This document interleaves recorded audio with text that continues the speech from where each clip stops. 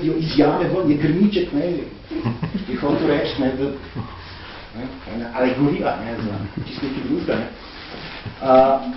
In mi smo pripričani takrat, da je Mihael Bregan starejši, ker nisva višji letnik, ker nisva našla nobenega racionalnega razloga, zakaj bi on sploh tam gor.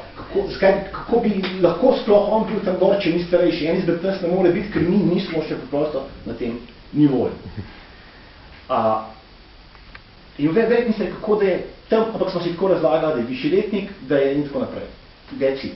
Zdaj gremo pa v naslednjo epizodo. Potem smo se z Mihatom sploh prijatelji. Na to smo že pozabili, da bi ga vprašali, kako je te kolente krat zbral, kako ste prišel tja.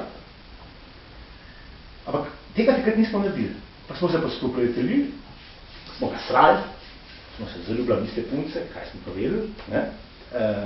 Hodili okrog, vse sorte, na potovanja, spojita s Fičkotom njegovim. In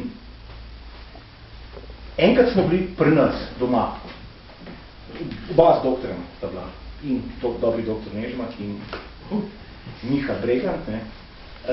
In moj oče nekaj je zmeril vsakega, ki je početno vprašal, ne, kaj pa ti počneš, ne? Kaj pa ti študiraš, ne? In je jasno tudi tega vprašal, ne, ne kaj študirati, ampak kako, da ste se odločila za ta študij, ne?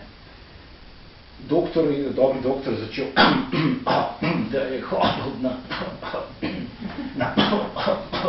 Bežigradsko gimnazijo, intenzivna matematika in da je hotel malo si odpočiti od te egzaktnosti. Tako v tem smislu, ne?